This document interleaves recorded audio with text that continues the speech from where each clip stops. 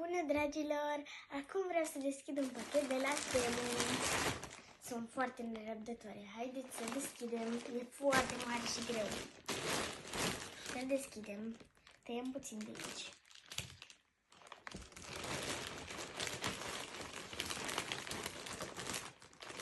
Wow, câte sunt! Super, hai să vedem. Aici avem un abțibil de lipit pe tricou cu fierul de călcat. Foarte drăguț, cu un ursuleț colorat. Super. Mai avem un abțibil tot de pus pe tricou. Foarte drăguț și acesta.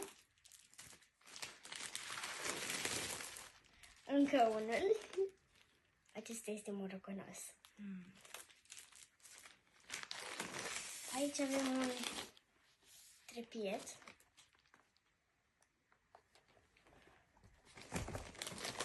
Mai avem aici niște jucării care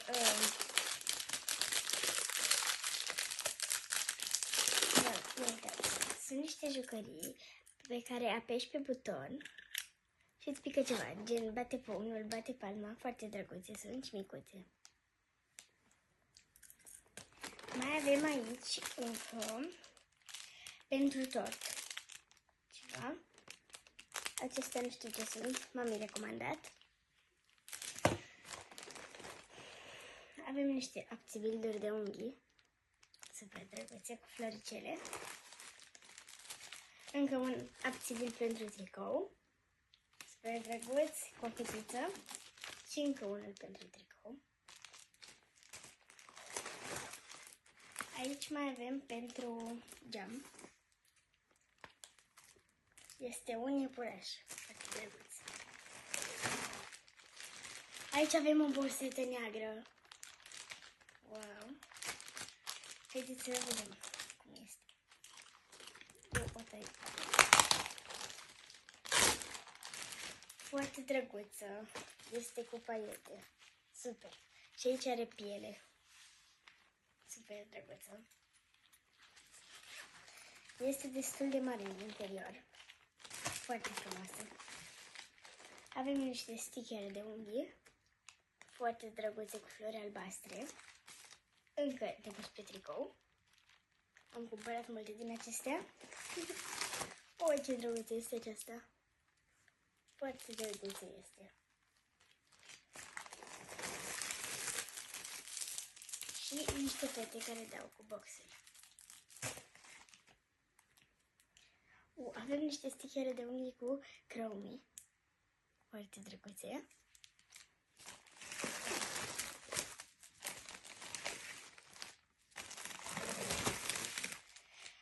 Acesta de lipit pe geam. Foarte drăguț în iepuraș. Încă de pus pe unghii. Aici avem un breloc foarte drăguț. Cu cosmonaut. Să vedem cum este. Ia uitați ce drăguț este. Foarte drăguț. Și micuț. Încă pentru tort ceva.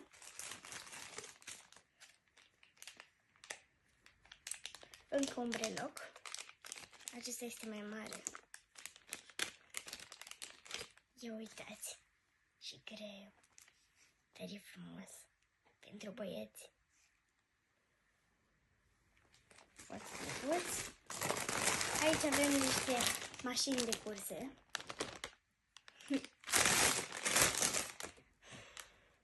Cred că niște tatuaje.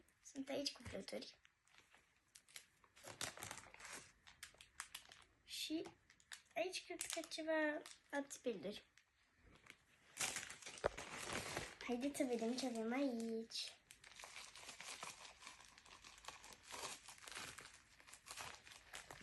Niște conuri pentru aluat. Aici avem un tricou. Haideți să vedem cum arată.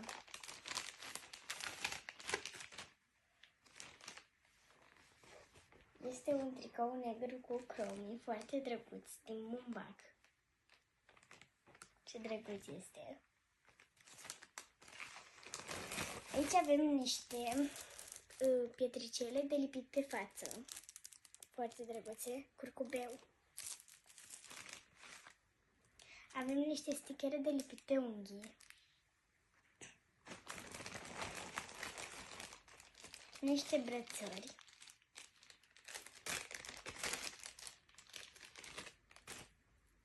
Foarte drăguță brățara. Ia uitați. Cu pietricele. Zici că sunt cristale. Aici avem încă un abțibil pentru tricou. Cu o fată foarte drăguță. De pus pe unghii niște stichere. Aici avem 2 magneți de frigider. Cu imiere.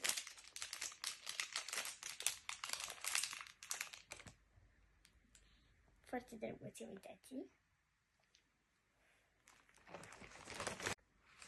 Aici avem încă un trepied micuț. Haideți să vedem cum este. Este roz, foarte drăguț.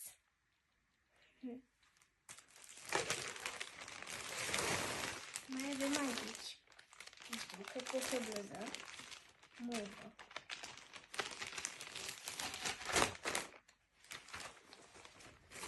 Foarte drăguță, cu cromii.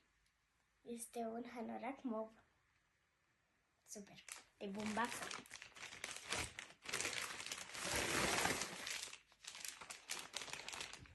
Wow, foarte drăguț. Încă un tricou cu cromii. Tot mauve, pentru că ea este mauve cu negru. Avem niște stichere de pus pe unghii fosforescente, foarte drăguțe, cu fundițe. Avem niște stichere de pus pe unghii cu fluturași, foarte drăguțe.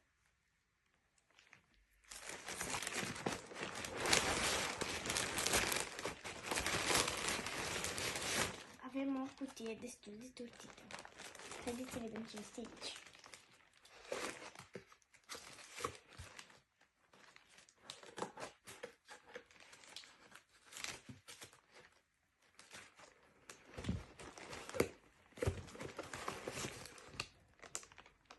Trebuie tăiată cutia.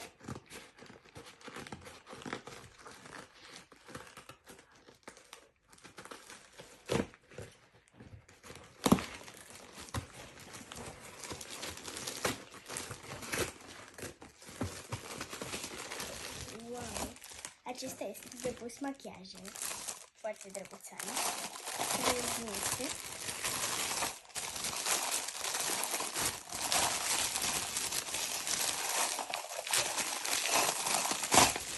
Nu uitați și se învârte.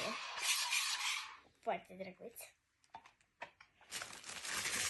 Mai avem aici încă multe brățări. Foarte multe.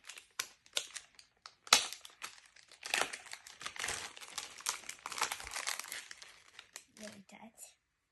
Sunt micuți așa.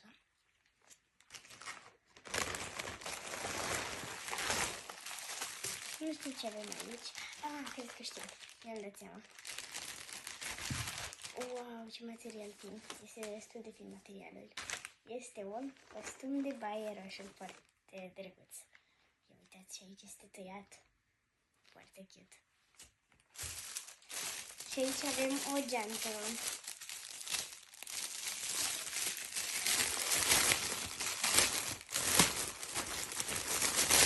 O geantă cu cromii. Pentru că mie îmi place de cromii, că este mov. Și mov este culoarea mea preferată. Mai avem încă o geantă.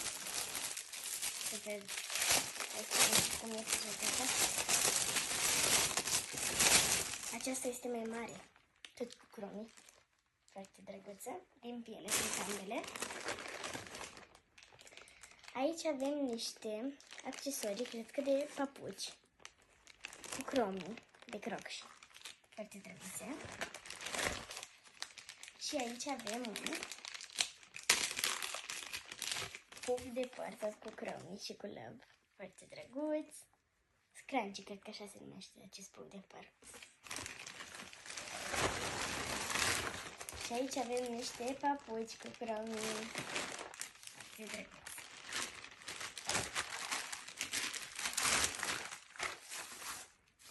Ia uitați cum arată, sunt drăguți. Aici avem niște brățări. Haideți să vedem cum sunt. Ia uitați-le. Sunt pentru picior cu pietricele, foarte drăguțe. Acestea au fost produsele pe care eu mi le-am comandat de pe Temu. Scrieți în comentarii, v-au plăcut? Și dacă v-a plăcut, vă rog să dați like și să vă abonați. Ceau, pa!